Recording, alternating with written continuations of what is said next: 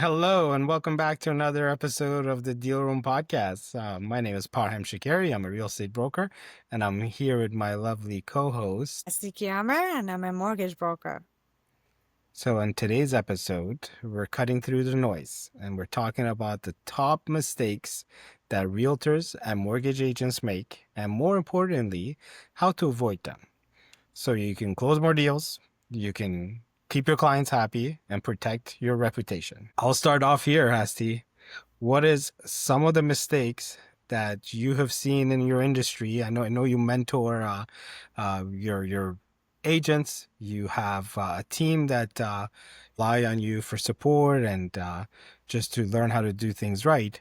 Either yourself, your new agents, or more experienced agents, or just being in the industry. What are some of the things that you see? Some of the mistakes that is happening in the mortgage agent world or the mortgage broker world? There's quite a few, but I guess one of the massive one is overpromising, right? And the bottom line is, as a broker, you can only promise so much. A file, when we start it, sometimes things just pop up in the middle of the transaction and you have promised your client a certain thing, 100%, and now you cannot deliver. Now we have a problem with the unhappy client.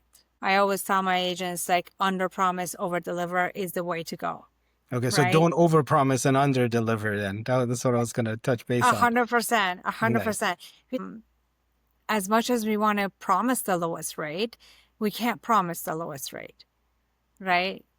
A file comes in and we realize, oh, there's certain things in it that needs to be maneuvered. Even when we pre-approve the client, yes, we hold rate, there's certain things we can guarantee, but it also depends on the property. So the property might have been something that is a little bit outside of the lender's comfort zone. So now we have to choose a different lender, and that lender might not offer the same rate. So it's a lot of moving targets. So that is also true in the real estate realm as well. I do see some newer agents or even some of the experienced agents during certain situations, they overpromise and they underdeliver. It's just when it comes to listing your property, putting it up for sale, they tend to overpromise a lot there. They give false hope to their sellers, clients, that I'm going to get you X amount of dollars. And that is something that it happens all the time. It's this where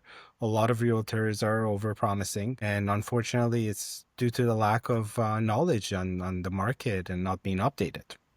So I do relate my, I guess, side of things with your comment there in terms of, it's a great comment. Don't overpromise, right? Just promise what you're going to do and do it right. Or like you said, underpromise and overdeliver. That's a great point. A great point, Hasty. And another mistake that I've noticed, other than overpromising and underdelivering, when there's lack of communication, either during the deal or before it or after. So poor communication during the deal is another mistake that I see, at least that I see in the real estate industry. A lot of realtors, they come to me and they complain, Parham, I'm not able to do this. My client doesn't get in touch with me. And I ask them questions like, hey guys, your client that you're saying you can't get in touch with, have you tried having a system in place? Like when you guys were going over your buyer representation or your listing representation, did you have a chance to show them your structure of like, this is how I communicate, whether it's WhatsApp, whether it's through our Toronto Real Estate Board realm system, whether it's through text message, calls, FaceTime, or Zoom, whatever you come up to, you got to set some sort of standards. That's what I tell a lot of realtors that have that problem, is you need to be able to communicate during the deal, especially now with technology, it makes things a lot easier. I remember back 10, 15 years ago, I used to carrying around a little printer in the back of my car, and I would drive to my client's house. And when we were negotiating, just in case if they didn't have a printer or a fax machine, I'm kind of dating myself, but if they didn't have the right equipment, I would provide that. And that was part of the service that I would provide. I would just meet up with them, have the communication, either it was phone, pager, whatever it was, we would set something in order to be able to communicate properly. Now, do you see something like that in the mortgage realm that, Oh, you know? for sure. Yeah, for sure. Like communicating and what the client needs and wants are, as well as I've seen situations where the file might have some difficulties and the agents have a full intention of, because they're trying to save the client from stressing, they'll say, yeah, that's fine and all that. And they later on have to go and deliver the news where there's a problem. But I mean, that's a whole different topic, which I feel like a lot of people can relate to, whether you're the professional or the client. Even on the client side, like one of the things I always tell my clients is like, I need you to tell me everything, right? Like if you want me to be able to help you, I need to know everything. So don't hide it from me, because if I don't catch it, the lender does. Oh And we yeah, don't want that, that's a great right? point. Yep. We don't want that. So be honest with me. And not that people are dishonest. Sometimes people don't know what's important to tell. So it's up to the professional to not just ask the question, but ask it correctly. And also, like, you have to understand, you are catching people at the most stressful time. Like, it's not an easy time. So out of fear, they might hold back information, right? So again, it's up to the professional to gain that trust. But at the same time, it's up to the client to understand the risk of not disclosing everything. But one of the places that I find that files get a bit tricky is when the professionals don't communicate with each other. Oh yeah. Or even worse, they communicate with each other through the client, you know, which obviously whenever I'm working with you, it's totally fine. But if I have to work with someone else, the first thing I always do, I'm going to ask them for the information of the realtor and the lawyer I work with, and I contact them, I introduce myself, because you cannot make an assumption that you tell the client that let your realtor know that we need a conditional financing, which is a condition in the offer where allow us to basically allow the clients to go after finding the right finances within a period of a time before the offer is firm. We need a conditional finances of 5 days, right? They might not be able to deliver it with the importance that is behind it, because it's not their job to understand it. A lot of people don't even know what the condition of financing is. Oh yeah. Right? And if the realtor doesn't understand how important it is for this specific file, they might be like, okay, she asked for 4 days, 3 days should be fine. Right? So I always ask consent to communicate directly with a professional. You do, and I want to tell our listeners a story about a mutual client of ours.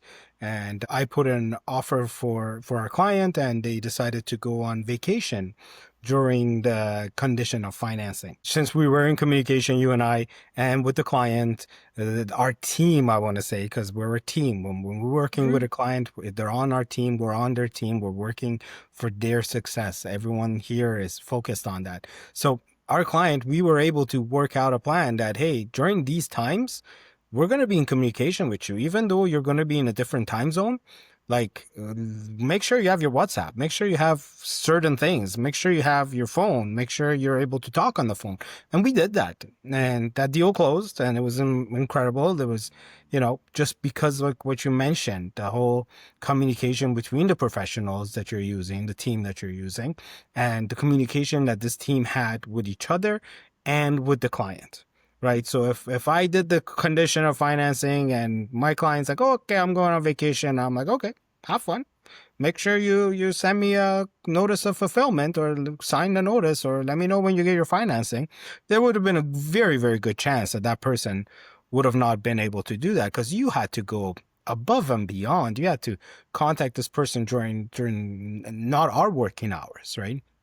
You had to contact them at different times of the day, different ideas. You had to do a lot, and I appreciate that.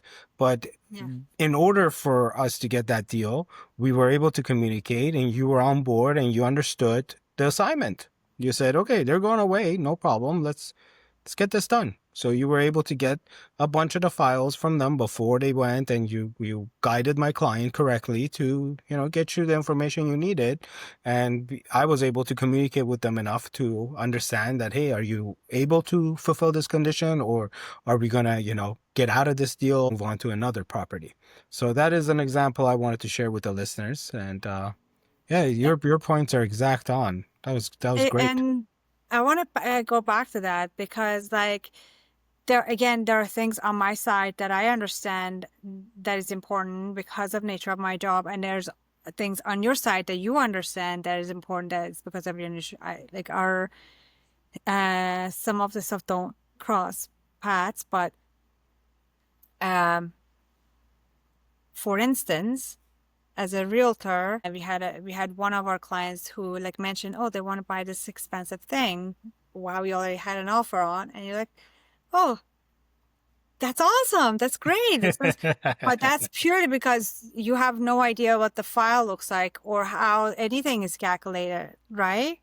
Yep. So, and I had to make sure that it doesn't happen. But at the same time, on my side, like, there have been few times where like you have contacted me and say, we need to put an offer with this very specific one. I will not have a chance without putting this amount of conditional financing, right? Does it work? Right? I cannot go and say, oh, you should put the offer for 5 days because it will be fine because then that's the nature of your job, right? But if you're not communicating with me and I'm not communicating with you, then neither one of us can work, right?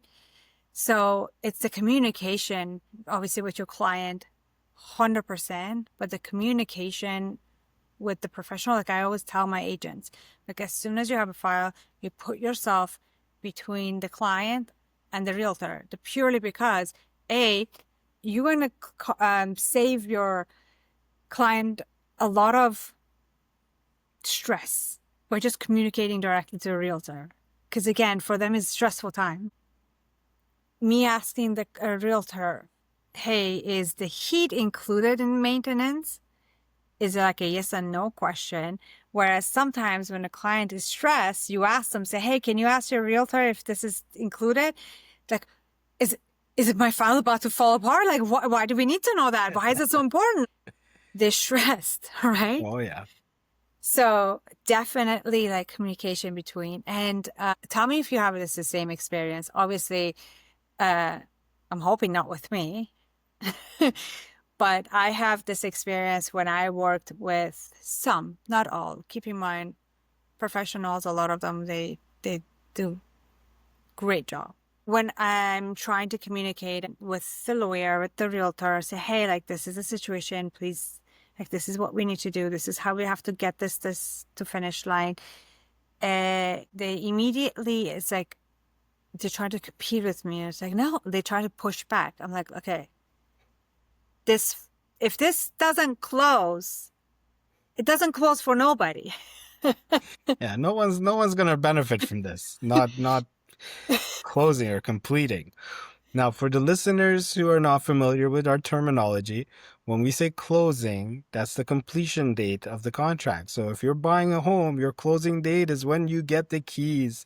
That's the Yeah, happy part. That's one of the best parts for Hassie and I. We enjoy it very much, and we'll exactly. be visiting you with our gift basket once you close the deal. Oh, that's my favorite part. When the client gets their key and they call and they're happy and we go to visit them with the Oh yeah. basket, that's just absolutely what brings so much joy to my job. Right. Uh, Especially not to compete, Hmm. But I always say it's like having a baby. So you get all the joy part where they're shopping. And I get the in between part when they're stressed. And Yeah, then you get usually them people are back, you get happier. them back about when it's joy part again because they have the key. Yes, usually people are happy when they're buying homes, right? So that Yeah. is true. Then when they have to give you documents on their financials, it's for a lot of people it's a touchy subject because they just haven't been, properly advised, or they haven't had a competent mortgage broker like yourself giving them the correct information. Now, another mistake that I see that agents make Hmm. is neglecting the due diligence. Now, Oh, for sure. I'll give you an example. I had a client of mine who had purchased a property, and they were not able to complete on the property. So they were looking for a property with a bigger chunk of land. And when they went to purchase it, one of the biggest concerns they had was if they wanted to know, like one of the reasons why they bought this place. So their concern in purchase, one of the reasons was that they wanted to turn this chunk of property into a separate, lot. They wanted to sever the lot. That's a term we use. So they wanted to turn this one bigger land into two medium-sized lands and potentially build on it. Now, Hmm. the agent, the realtor, did not do their due diligence for them. So what that means is that he knew that this was one of their requirements in purchasing this property. He should have put in a due diligence clause. He should have, looked into the property himself, and he would have noticed if he did that just by quick Google. He would have noticed that half of this property was on wetlands, and by wetlands that means the water level is high and you're really not going to be able to build. And it does fall under a whole bunch of municipal restrictions, government restrictions about maintaining the wetlands, the wildlife. It's not a typical lot. Hmm. So it makes it a lot more expensive. It doesn't make it impossible, but it makes it a lot more pricey. So what had happened was this client of mine, they went with this realtor, they put an offer, it got accepted, and unfortunately they couldn't close on it because they found out that it wasn't what they needed, and they went to court, and it was a whole story. I'm not going to get into the whole details of what happened because it's not my you know information to share. But after that, they contacted me, and we were able to find them another property. And when they told me their requirements, and then when I was sending them this property that suited their needs, one part of my thing for them was I would explain to them, like, hey, this is the reason why we want to go see this property. We're not just going to get up and go see random properties, and if you like it, then I do the homework.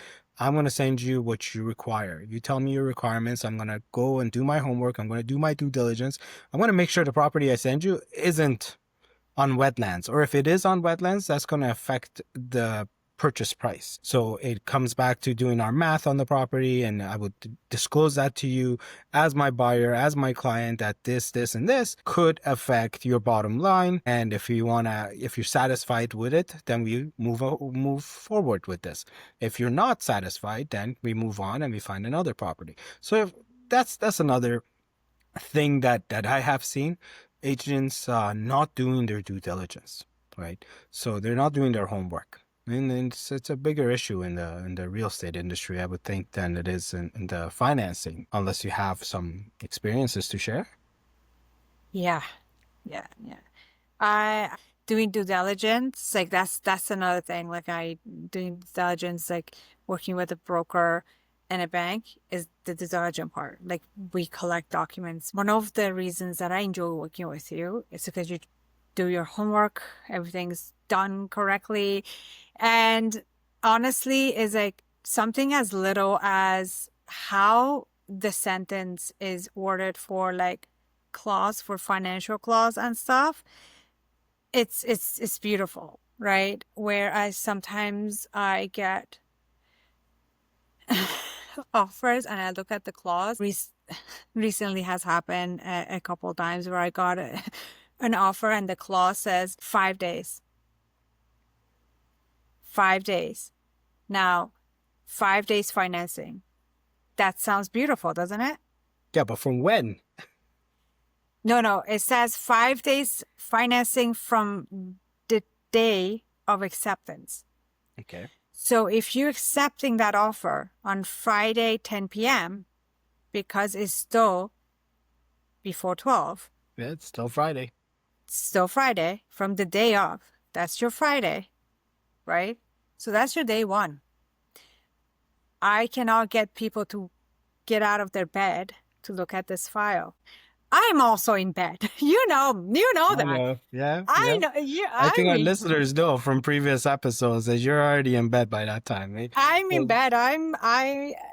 Congratulations, but I'll talk to you in the morning. of But course. then it would be that much more fun if that is falling on not just the weekend, but long weekend. Because now you got Friday, Oh Saturday, yeah. Sunday, Oh Monday, yeah. and then the lenders are back after a long weekend. Nobody's looking at that file. You might as well not put a condition on it, Yeah. Yeah. right?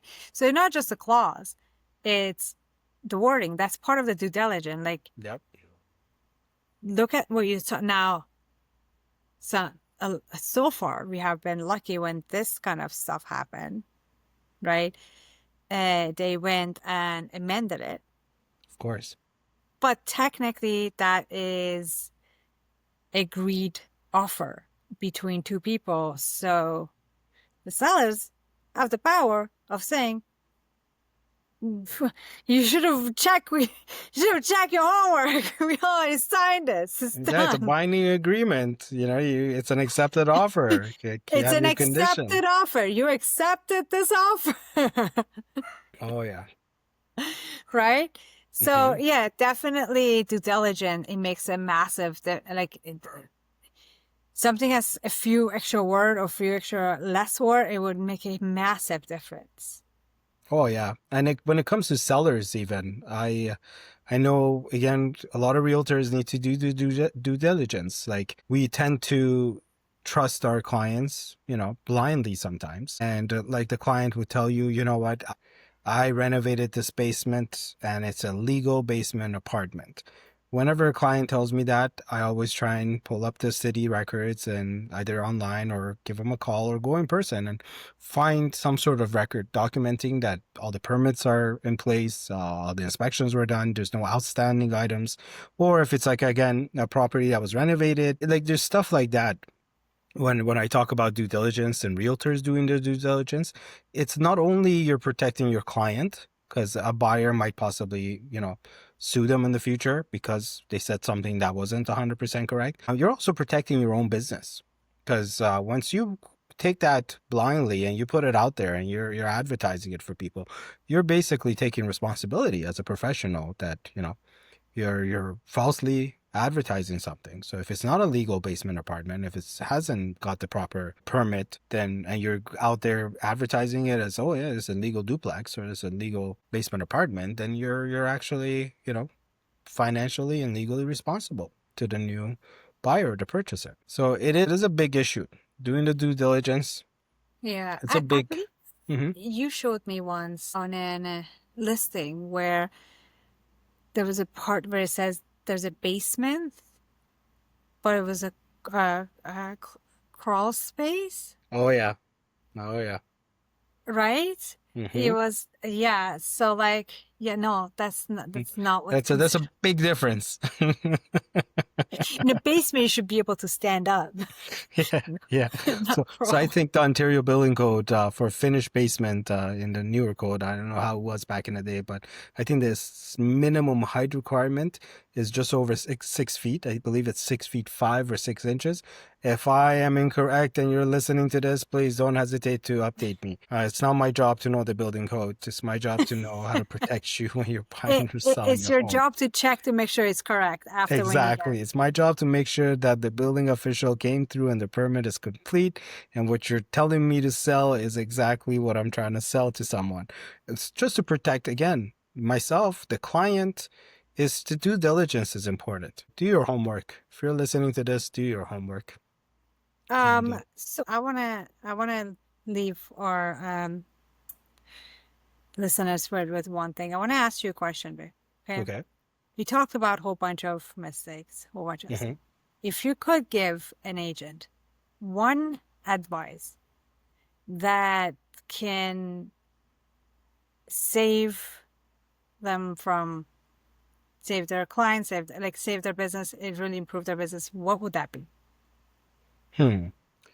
So if I could give an agent one word of advice is, again, do your homework, right? Mhm. Like, I know we're not in school and you hear the term homework and you're like, oh, I never liked to do homework when I was in school.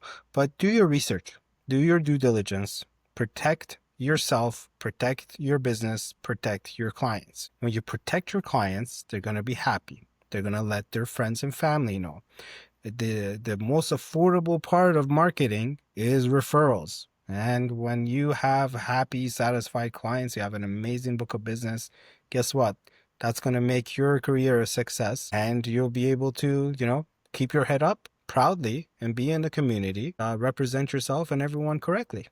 How about yourself? If you had one, or just like me, if you want to ramble about something, a tip that you want to give a mortgage agent to help them succeed and to help them avoid a pitfall or whatnot, what would it be, Hasty?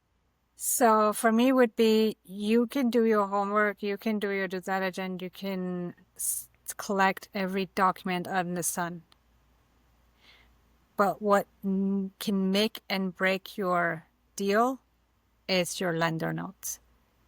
Nice. So for those who don't know, as a mortgage broker, when we submit a deal to a lender, other than filling out the form, other than collecting all documents, now we have a lender notes. It's a long, long page of basically explaining the file to the underwriter, to the lender, as well as if there is anything that needs further explanation. For instance, if there was a late payment on client's credit bureau, if like pay stub doesn't match the letter of employment, right?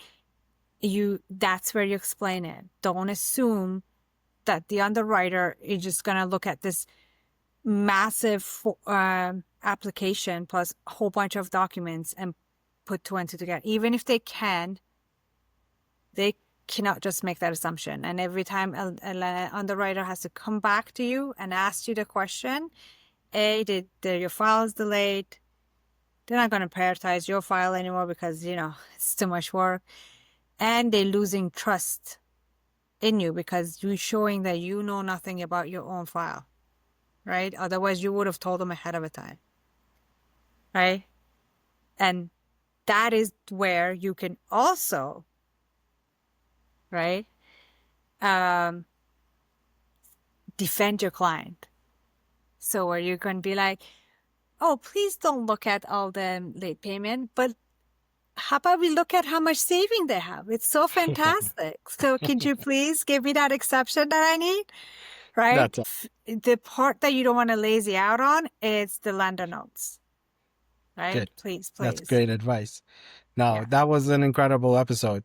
So, just to sum it up, there's three things that you should avoid if you're an agent: mortgage broker, mortgage agent, real estate broker. The first one was to do not overpromise and underdeliver, right? Yep. And the Mm-hmm. second one here was to communicate properly.